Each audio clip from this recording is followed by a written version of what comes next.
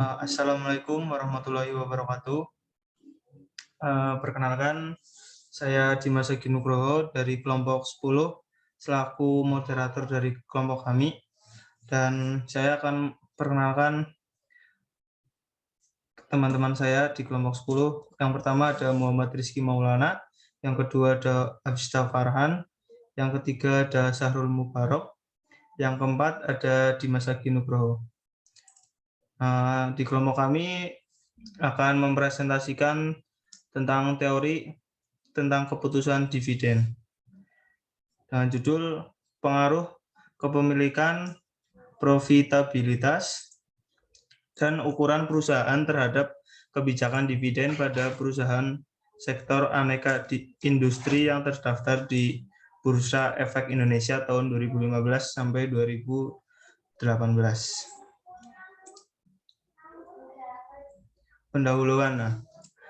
Pasar modal memiliki peran penting bagi perekonomian suatu negara karena dua fungsi yang dijalankannya. Fungsi pertama itu menyediakan sarana atau fasilitas untuk mempertemukan dua pihak, yaitu pihak yang memiliki kelebihan dana atau investor dan pihak yang membutuhkan dana atau issuer.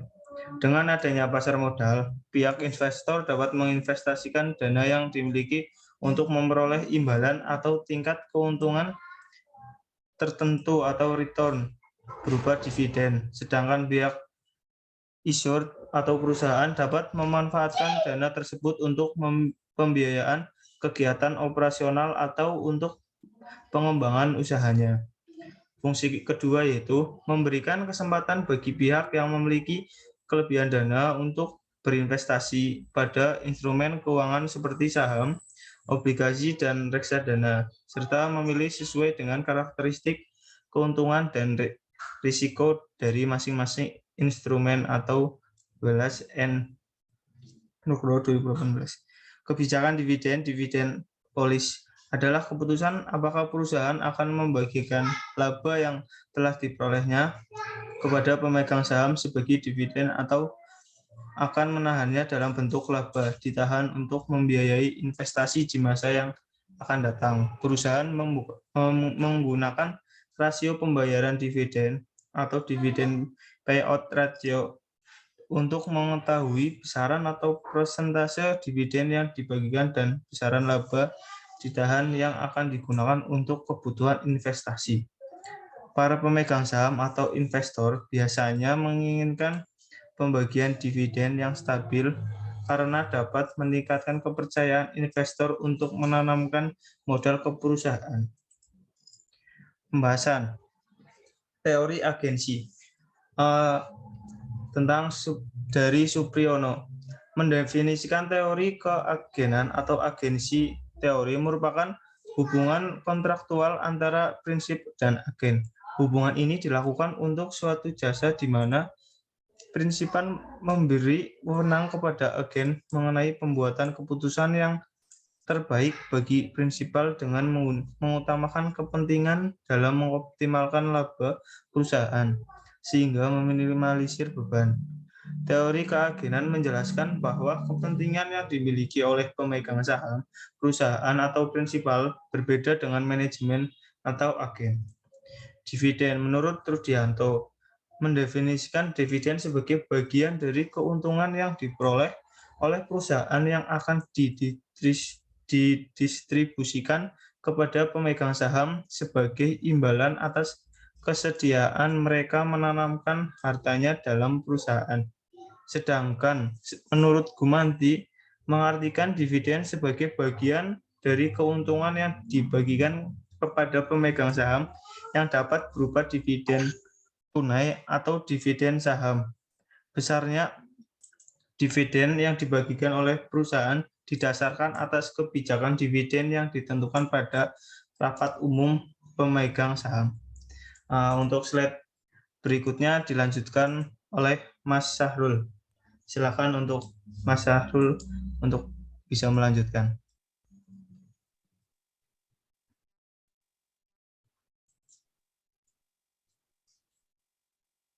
Jenis dividen. Terdapat beberapa jenis dividen yang dapat dibayarkan kepada para pemegang saham tergantung pada keadaan dan kemampuan perusahaan bersangkutan saat pembagian dividen tersebut. Rudianto menjabarkan jenis dividen yang dapat dibayarkan kepada para pemegang saham sebagai berikut. Yang pertama, dividen tunai, yaitu bagian laba usaha yang dibagikan kepada pemegang saham dalam bentuk uang tunai. 2. Dividen harta,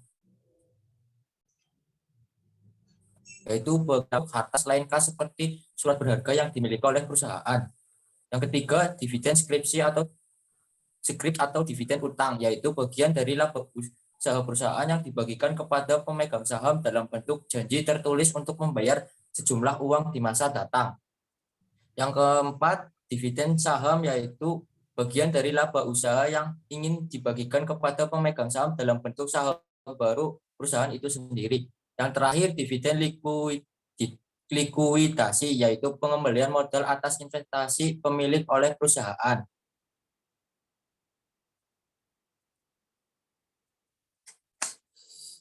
Selanjutnya, kebijakan dividen. Rianto mengartikan kebijakan dividen adalah kebijakan yang bersangkutan dengan penentuan pembagian pendapatan antara pengguna pendapat untuk dibayarkan kepada para pemegang saham sebagai dividen atau untuk digunakan dalam perusahaan, yang berarti pendapat tersebut harus ditanam di dalam perusahaan. Pengukuran kebijakan dividen diproksi oleh rasio pembayaran dividen. Sartono berpendapat bahwa rasio pembayaran dividen merupakan presentasi laba yang dibayarkan dalam bentuk dividen atau rasio antara laba yang dibayarkan dalam bentuk dividen dengan total laba yang tersedia bagi pemegang saham. Secara matematis, dividen payout ratio dihitung dengan menggunakan rumus DPR, dividen per share dibagi earning per share kali 100.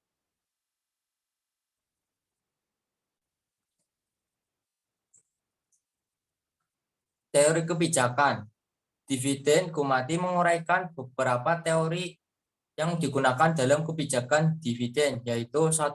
Teori burung di tangan menyatakan bahwa investor lebih menyukai dividen tunai daripada janjian adanya imbalan hasil atau investasi di masa yang akan datang, karena menerima dividen tunai merupakan bentuk dari kepastian yang berarti mengurangi resiko. Teori sinyal menyatakan bahwa dividen akan mengurangi ketimpangan informasi antara manajemen dan pemegang saham dengan menyiratkan informasi privat tentang prospek masa depan perusahaan. Yang ketiga, teori preferensi pajak menyatakan bahwa investor atau pemegang saham lebih menyukai perusahaan yang membagikan dividen sedikit, karena jika dividen yang dibayarkan tinggi, maka beban pajak yang harus ditanggung oleh investor atau pemegang saham juga akan tinggi. Yang keempat, teori efek klien menyatakan bahwa adanya perbedaan dalam besarnya dividen yang dibagikan akan membentuk klien yang berbeda-beda juga. Yang kelima, teori agenan menyatakan bahwa dividen membantu mengurangi biaya keagenan terkait dengan pemisahan kepemilikan dan kendalian atas perusahaan. Yang keenam, teori catering menyatakan bahwa manajer memberi investor apa yang sebenarnya diinginkan oleh investor, yaitu manajer menyenangkan investor dengan membayar dividen, manakala investor berani memberi premi harga saham yang tinggi, tetapi manajer tidak akan membagi dividen manakala investor lebih menyukai perusahaan yang tidak membayar dividen.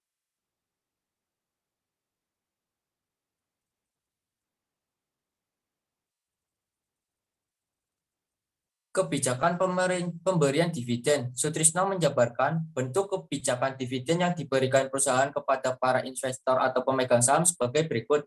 Yang pertama, kebijakan dividen yang stabil, yaitu dividen akan diberikan secara tetap per lembarnya untuk jangka waktu tertentu walaupun laba yang diperoleh perusahaan berfluktuasi. Yang kedua, kebijakan dividen yang meningkat, yaitu pembayaran dividen kepada pemegang saham dengan jumlah yang selalu meningkat dengan pertumbuhan yang stabil.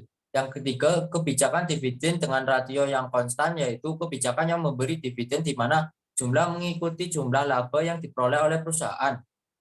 Yang keempat, kebijakan pemberian dividen reguler yang rendah ditambah ekstra, yaitu kebijakan pemberian dividen di mana perusahaan menentukan jumlah pembayaran dividen per lembarnya yang kecil, kemudian ditambah dengan ekstra dividen bila keuntungan mencapai jumlah tertentu. Prosedur pembayaran dividen. Gumanti menyebut bahwa dalam pembayaran dividen terdapat beberapa tahap atau prosedur, yaitu tanggal pengumuman. Tanggal pertama kali Dewan Direksi mengumumkan pernyataan dividen disebut sebagai tanggal deklarasi dividen, yang merupakan tanggal di mana Dewan Direksi atau hasil dari RUPS mendeklarasikan jumlah dividen tunai yang akan dibayar ke perusahaan untuk suatu periode waktu tertentu. Selanjutnya akan dibacakan oleh Mas Abista Farhan.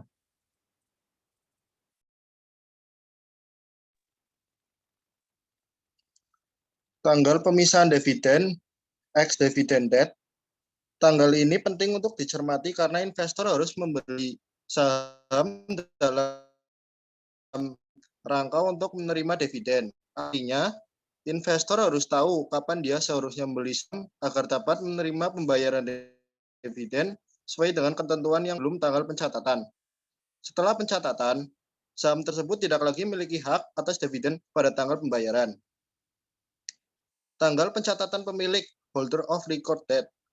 Pada tanggal penutupan setelah beberapa hari tanggal ex-dividen, perusahaan menutup transfer buku saham dan membuat daftar pemegang saham sampai tanggal tertentu yang ditetapkan yang dikenal dengan sebutan tanggal pencatatan pemilik. Para pemegang saham yang tercatat pada tanggal tersebut adalah mereka yang berhak untuk menerima pembayaran dividen tunai. Tanggal pembayaran dividen, dividend payment date. Tanggal pembayaran dividen adalah tanggal di mana manajemen melakukan pembayaran kepada pemegang saham, baik melalui kiriman cek atau melalui mekanisme transfer dari bank. Kepemilikan marginal. Matodang dan Yustriante 2016 mendefinisikan kepemilikan marginal merupakan kepemilikan saham oleh manajemen perusahaan, direksi, komisaris, manajer, maupun karyawan yang diukur dengan persentase jumlah saham yang dimiliki oleh manajemen. Manajemen akan lebih berhati-hati dalam mengambil suatu keputusan karena akan berdampak langsung pada dirinya selaku pemegang saham. Semakin besar kepemilikan material dalam perusahaan, maka manajemen akan lebih giat untuk meningkatkan kinerjanya. Kepemilikan manajerial diukur dengan proporsi saham yang dimiliki perusahaan pada akhir tahun dan dinyatakan dalam persentase. Proksi kepemilikan manajerial adalah dengan menggunakan persentase kepemilikan manajer, komisaris, dan direktur terhadap total saham yang beredar. Matondang dan Yustriante 2016 menyatakan bahwa rumus untuk menghitung kepemilikan saham manajerial adalah sebagai berikut. KM sama dengan number of share owned manajerial dibagi number of share outstanding dikali 100. Profitabilitas. Profitabilitas adalah rasio untuk menilai kemampuan perusahaan dalam mencari keuntungan atau laba dalam suatu periode tertentu. Rasio ini juga memberikan ukuran tingkat efektivitas manajemen suatu perusahaan yang ditunjukkan dari laba yang dihasilkan dari penjualan atau dari pendapatan investasi. Kamsir 2015. Tujuan menggunakan rasio profitabilitas adalah untuk mengukur dan menghitung laba yang diperoleh dalam satu periode tertentu. Menilai posisi laba perusahaan tahun sebelumnya dengan tahun sekarang, menilai perkembangan laba dari waktu ke waktu, dan mengukur produktivitas dana perusahaan yang digunakan. Salah satu rumus yang sering digunakan untuk menghitung profitabilitas adalah return of equity atau ROE, yaitu rasio yang digunakan untuk mengukur laba bersih sesudah pajak dengan ekuitas pemilik perusahaan. Rasio ini menunjukkan efisiensi penggunaan ekuitas pemilik perusahaan. Rumus yang digunakan dalam menghitung ROE menurut Kamsir adalah ROE sama dengan earning after interest and tax dibagi total equity. Ukuran perusahaan. Ukuran perusahaan atau size adalah suatu skala di mana perusahaan dapat diklarifikasikan besar kecilnya menurut berbagai cara, antara lain total aset, penjualan, lot size, nilai pasar saham, kapitalisasi pasar, dan lain-lain yang semuanya berkorelasi tinggi. Sedangkan Rianto menjelaskan ukuran perusahaan menggambarkan besar kecilnya suatu perusahaan yang ditunjukkan pada total aktiva, jumlah penjualan, dan rata-rata penjualan. Ukuran perusahaan diklasifikasikan menjadi 4, yaitu perusahaan mikro, perusahaan kecil, perusahaan menengah, dan perusahaan besar. Ukuran perusahaan dirumuskan dalam persamaan berikut. Size sama dengan LN total aset. Selanjutnya akan dilanjutkan oleh Mas Rizky.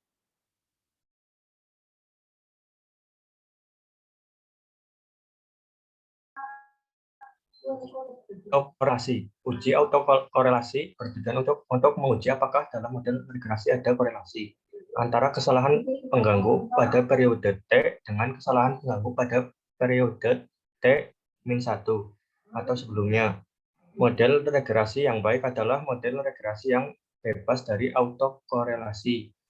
Untuk menguji ada tidaknya gejala autokorelasi dapat dideteksi menggunakan uji Durbin Watson dan membandingkannya dengan tabel Durbin Watson. Pengambilan keputusan apakah terjadi atau tidaknya autokorelasi yaitu sebagai berikut.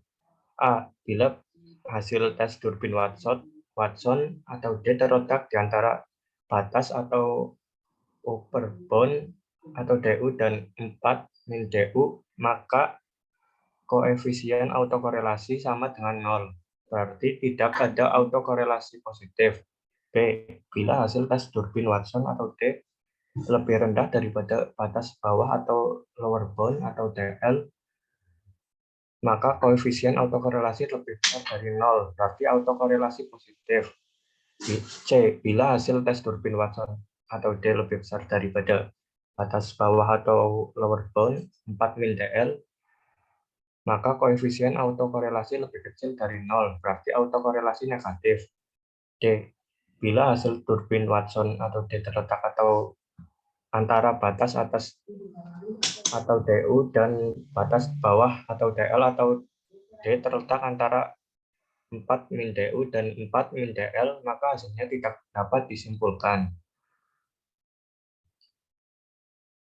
Pengembangan hipotesis. Pengaruh kepemilikan manajerial terhadap kebijakan dividen.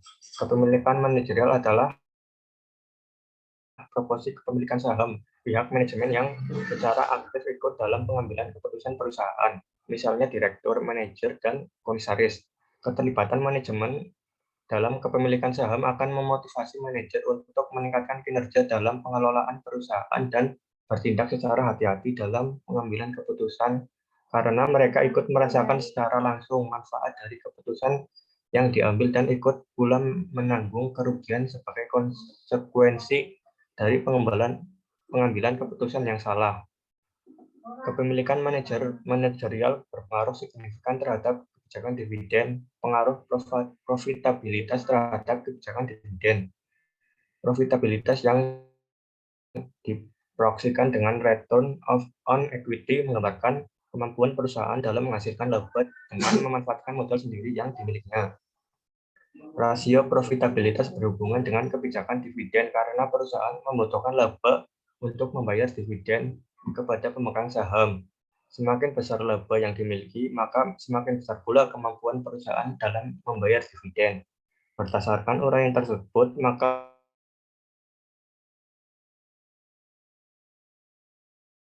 profitabilitas berpengaruh. Ian Pradana dan Sanjaya tahun 2017 mengungkapkan bahwa rasio profitabilitas berpengaruh positif dan signifikan terhadap kebijakan dividen. Perusahaan yang mampu mengelola ekuitasnya secara efektif dan efisien cenderung menghasilkan kinerja keuangan yang baik. Hal ini direalisasikan dengan adanya laba yang tinggi.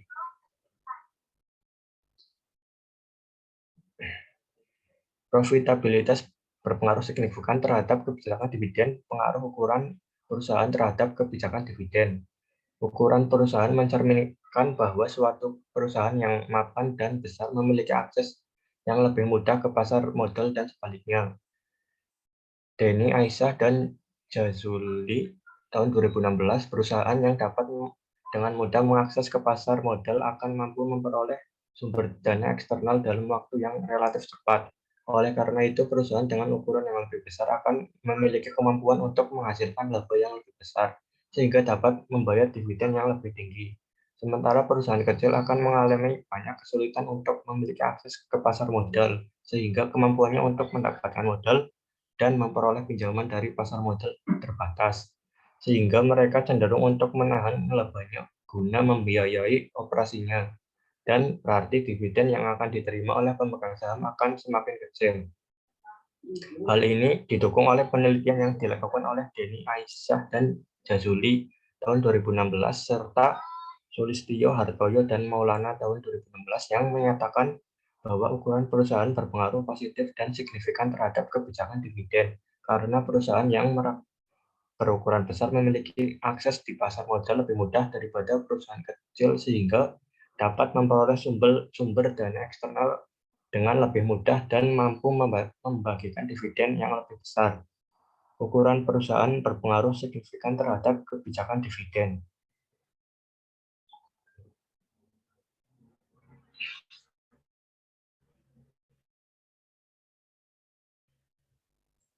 Kesimpulan, berdasarkan pengujian regresi data panel yang telah dilakukan pada tahun sebelumnya, maka dapat diambil kesimpulan sebagai berikut. 1. Kepemilikan manajerial tidak berpengaruh signifikan terhadap kebijakan dividen. Hal ini berarti bahwa besar kecilnya jumlah kepemilikan saham oleh manajemen tidak akan berpengaruh jumlah dividen yang dibagikan. Hal tersebut terjadi karena sebagian besar perusahaan yang menjadi sampel pada penelitian ini merupakan perusahaan yang kepemilikan manajerial yang rendah. Pihak manajemen perusahaan hanya memiliki saham dalam jumlah yang kecil, sehingga keuntungan dividen lebih banyak ditentukan oleh pemilik saham di luar perusahaan.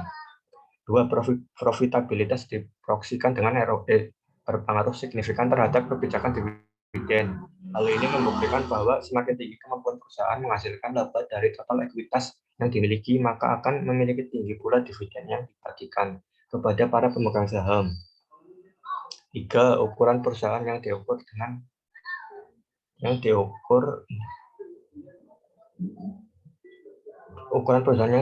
total aset tidak berpengaruh signifikan terhadap kebijakan dividen. Hal ini berarti bahwa besar kecilnya ukuran perusahaan tidak akan mempengaruhi jumlah dividen yang dibagikan.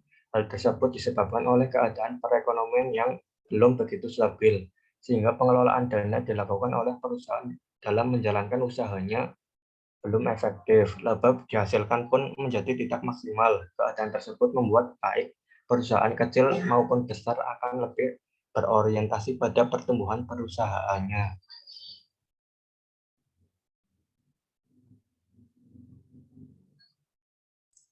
Sekian presentasi. Terima kasih.